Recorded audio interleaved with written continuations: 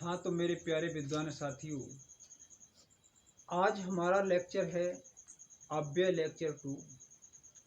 काफ़ी दिनों के बाद हम लेक्चर नहीं ले सके हैं। इसमें कारण ये रहा है, कुछ फ़ोन में तकनीकी प्रॉब्लम होने के कारण विधिवत विधिवत रूप से हम लेक्चर लेने में असमर्थ रहे। इसका कारण यही रहा है कि फ़ोन में प्रॉब्लम हो गई, और तुम ये तो जानते ही, हम इतने बड़े यूट्यूबर तो हैं नहीं कि हमारे पास साधनों का तो अभाव है ही। तो स्टार्टिंग कर रहे हैं, इसीलिए मैं इस बात के लिए खेद प्रकट करता हूँ कि मैं आपके लिए विधिवत कार्य नहीं कर सका। तो मैं पूरी कोशिश करूँगा अपनी तरफ से कि मैं प्रतिदिन एक वीडियो आपके लिए डालूँ, और मैं आपसे यही उम्मीद करता हूँ। हालांकि मैं आपने मेरी वीडियो को बहुत कुछ देखा है, पर डे 2.5 से 3 घंटे आप वीडियो को देखते हैं। इसके लिए मैं आपका आभारी हूँ, और यही आपसे रिक्वेस्ट करता हूँ कि आप वीडियो को लाइक और शेयर का सिलसिला जारी रखें। और आज हम बिना विलंब किए हुए, बिना देरी के, जो अव्यय का जो सिलसिला था, वो अव्यय का जो लेक्चर 1 हमने कहा कंप्लीट किया था, उसी में से कुछ अव्यय का भाग रह गया था। उस शेष भाग को आज हम अव्यय के लेक्चर 2 में पूरा करने जा रहे हैं, और आप इसे ध्यानपूर्वक देखिए। तो हम शुरुआत करते हैं अव्यय का लेक्चर 2। देखिए, अव्यय क्या है। अव्यय मैंने पहले ही बता चुका हूँ कि अव्यय एक अभिकारी शब्द है। तो अव्यय कितने प्रकार के होते हैं, इसकी चर्चा हम पहले वीडियो में कर चुके हैं कि अव्यय हमारे 4 प्रकार के होते हैं। नंबर 1 क्रिया विशेषण अव्यय, नंबर 2 संबंध बोधक अव्यय, नंबर 3 समुच्चय बोधक अव्यय, और नंबर 4 विस्मयाद बोधक अव्यय। इस बात की चर्चा हम लेक्चर 1 में कर चुके हैं। अब उससे आगे की चर्चा करते हैं कि अव्यय जो था, उसका जो पहला अव्यय का जो पहला प्रकार है अभिकारी शब्द। अव्यय का जो पहला प्रकार है, अव्यय सारे अव्यय अभिकारी हैं, लेकिन जो पहला क्रिया विशेषण। क्रिया विशेषण अव्यय जो है, अव्यय के 4 प्रकारों में से एक है। तो क्रिया विशेषण अव्यय की चर्चा हम कर चुके हैं, और क्रिया विशेषण अव्यय अपने आप में क्या 4 प्रकार का होता है, वो भी मैं बता चुका हूँ। स्थान काल परिमाण रीति से काम करो, क्रिया विशेषण के 4 वेदों को याद रखो। तो क्रिया विशेषण के 4 ही वेद थे, यानी स्थान वाचक क्रिया विशेषण, काल वाचक क्रिया विशेषण, स्थान काल परिमाण, परिमाण वाचक क्रिया विशेषण, और अंत में है रीतिवाचक क्रिया विशेषण। यहाँ तक मित्र हम चर्चा कर चुके हैं। अब हमारा अव्यय का जो दूसरा प्रकार है, वो है हमारा संबंध बोधक अव्यय। ध्यान दें, अव्यय का जो दूसरा प्रकार है, इसे कहते हैं संबंध बोधक अव्यय। संबंध बोधक अव्यय क्या होता है मेरे विद्वान साथी? ऐसे अभिकारी शब्द जो संज्ञा या सर्वनाम के साथ संबंध का बोध कराते हैं, उसे संबंध बोधक अव्यय कहते हैं। संबंध बोधक अव्यय में क्या है?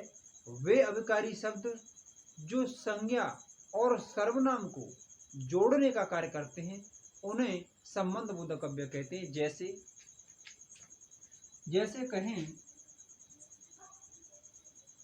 जैसे कहा जाए, सीता के बिना राम परेशान थे। तो ये जो शब्द आया है के बिना, ये क्या है?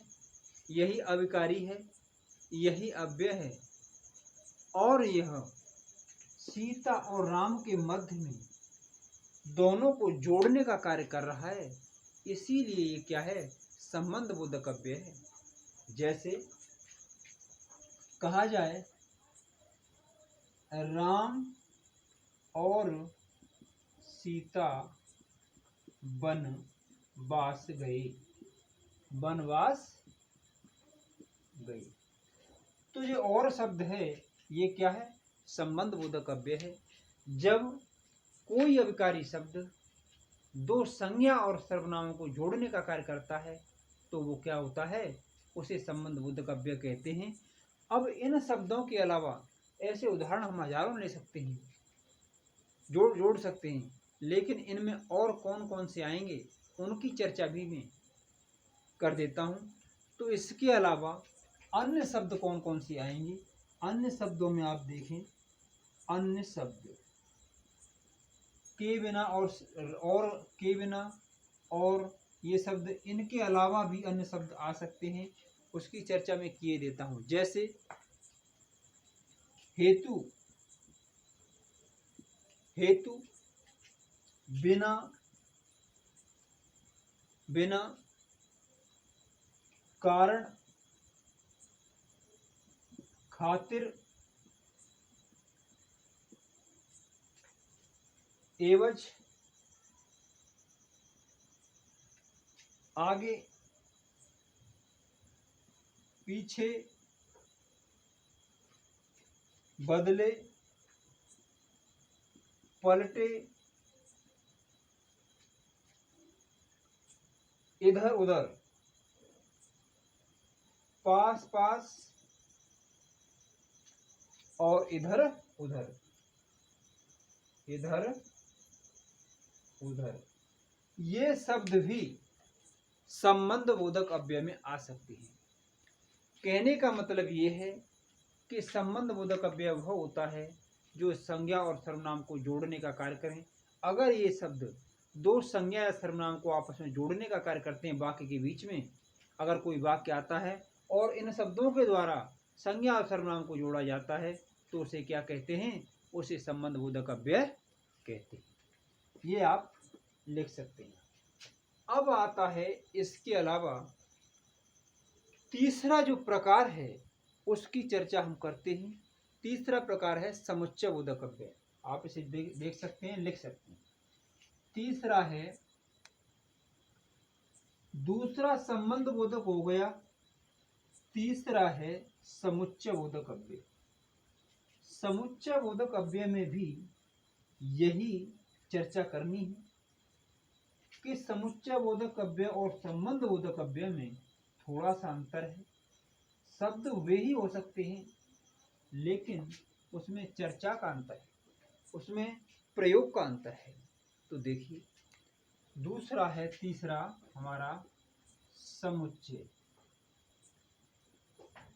समुच्चय बोधक अव्यय।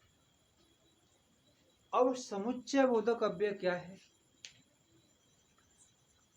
समुच्चय बोधक अव्यय में भी यही शब्द आएंगे, अन्य शब्द भी आ सकते हैं, परंतु उसमें क्या है, एक ही वाक्य के बीच में दो उपवाक्यों को जोड़ने के लिए समुच्चय बोधक अव्यय का प्रयोग किया जाएगा। जब कोई अव्यय दो उपवाक्यों को जोड़ने का कार्य करे तो वह समुच्चय बोधक अव्यय होता है, और जब कोई अविकारी शब्द या अव्यय दो संज्ञा सर्वनाम को जोड़ने का कार्य करता है तो उसे संबंध बोधक अव्यय कहते हैं। बस इतना ही फर्क है मेरे दोस्त, ध्यान दें। जैसे राम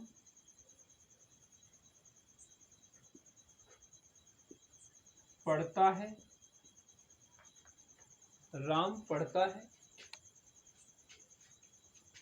सीता राम पढ़ता है, और श्याम खेलता है, खेलता है। तो यहाँ पर और तो हमने पहले वाले वाक्य में भी पढ़ा था, लेकिन फर्क यही है और में और उसमें अंतर इतना ही है कि वहाँ पर दो संज्ञाओं को जोड़ा जा रहा था, लेकिन यहाँ राम पढ़ता है और श्याम खेलता है। यहाँ पर दो उपवाक्यों को जोड़ा जा रहा है। जब वाक्य के अंदर दो उपवाक्यों को जोड़ा जाता है, इन शब्दों के द्वारा, अभिकारी शब्दों के द्वारा दो उपवाक्यों को जोड़ा जाता है, तो वहाँ पर संबंध बोधक नहीं, वहाँ पर समुच्चय बोधक अव्यय होता है। उसे कहते हैं समुच्चय बोधक अव्यय। अन्य उदाहरण भी लिख सकते हैं, जैसे राम पढ़ता है और श्याम खेलता है, ये हो गया। मोहन पूजा करता है और या परंतु लगा सकते हो, पर और लगाइए, परंतु लगाइए, किंतु लगाइए। मोहन पूजा करता है परंतु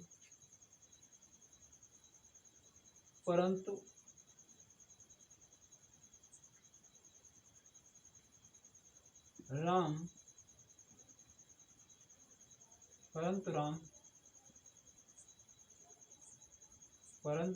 पढ़ता है,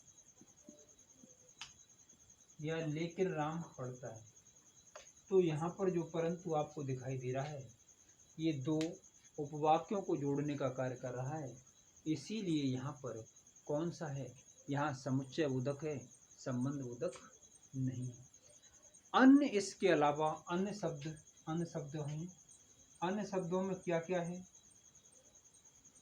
अन्य शब्द हैं हमारे, अन्य शब्द कौन कौन से हैं देखें। अन्य अव्यय में तथा, व, बल्कि, इसलिए,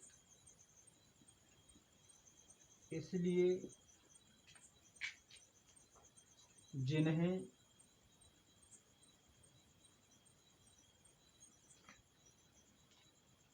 जो, आदि। लेकिन, किंतु, परंतु आदि। इन शब्दों का प्रयोग किसमें होता है? समुच्चय बोधक अव्यय में होता है। तो बस फर्क आप समझ गए होंगे कि संबंध बोधक अव्यय और समुच्चय बोधक अव्यय में अंतर क्या है। समुच्चय बोधक अव्यय वह है जहां पर दो उपवाक्यों को जोड़ने के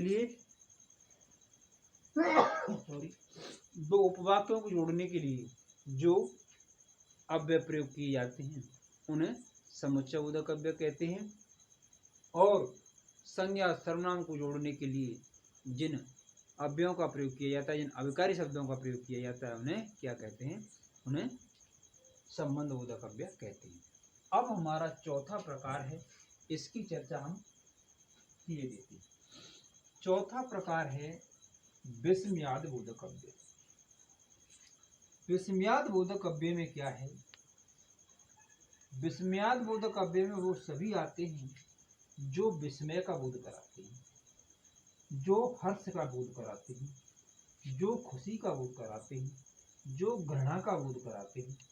अर्थात घृणा, खुशी, आश्चर्य आदि सभी का बोध कराने वाले अव्यय विस्मयादि बोधक अव्यय में आते हैं। तो चौथा प्रकार है हमारा विस्मयादि बोधक अव्यय। विस्मयादि बोधक अव्यय क्या है, इसे आप ध्यान से देखिए।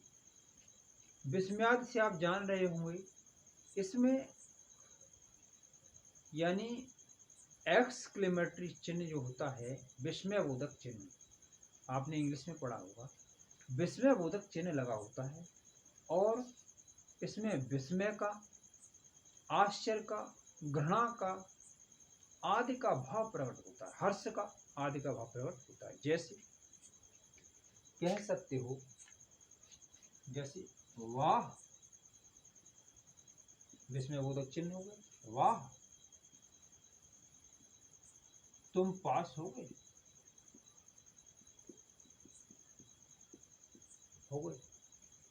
तुम पास हो गए। तो ये क्या है? विस्मय बोधक है, विस्मय बोधक है।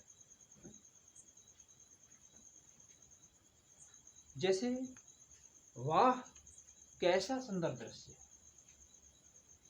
वाह कैसा सुंदर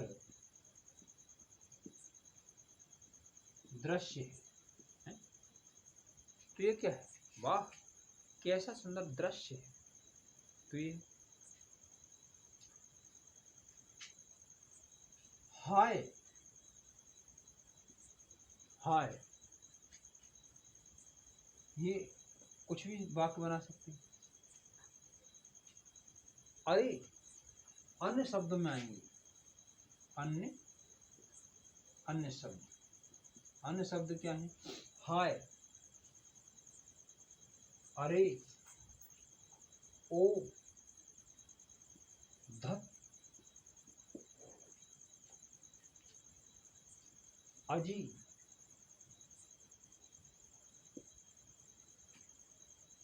रे, रे आदि। इन शब्दों का प्रयोग विस्मयादिबोधक अव्यय में होता है। विस्मयादिबोधक अव्यय का मतलब ये ही नहीं केवल विस्मय का बोध कराए। विस्मयादिबोधक अव्यय वे भी हैं जो चिंता का, जो घृणा का, जो शोक का, घृणा, चिंता, शोक आदि का ज्ञान भी कराते हैं। अर्थात जिन अव्ययों के प्रयोग से शोक, घृणा, आश्चर्य का भाव प्रकट हो, वहां पर विस्मयादिबोधक अव्यय होता है। तो ये मित्रों आपके चारों प्रकार के अव्यय थे, इनकी चर्चा में कर चुका हूं। पहले प्रकार का जो अव्यय था उसकी चर्चा में प्रथम वीडियो में की थी और इसकी चर्चा में लेक्चर 2 में की है, इन 3 प्रकार के अव्ययों की। इस प्रकार से हम अव्यय का जो लेक्चर है, अव्यय का जो पाठ है, उसे हम क्लियर कर चुके हैं। अब हम कुछ दिनों के बाद इन टॉपिकों को कराने के बाद हमने 2 लेक्चरों में हर टॉपिक को कवर किया है, लेकिन जब हम तीसरा लेक्चर लेके आएंगे पुनः उसमें प्रश्नोत्तरी होगी। जैसे संज्ञा का लेक्चर 1, लेक्चर 2 और लेक्चर जो 3 होगा उसमें संज्ञा से संबंधित सारे प्रश्न होंगे, सारे प्रश्न होंगे। इस प्रकार हम इसके लेक्चर को पूर्ण करेंगे। तो प्रिय मित्रों, आज के लिए हम लेक्चर को यहीं विराम देते हैं और हम अपने लेक्चर को पूर्ण कर चुके हैं।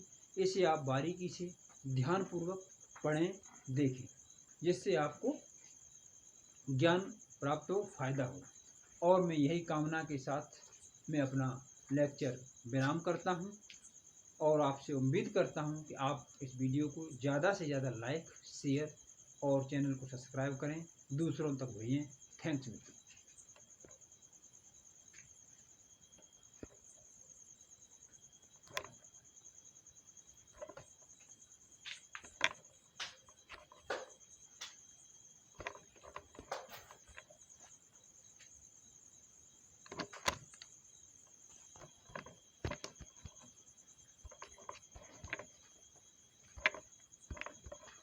काव्याज सेवना है रे,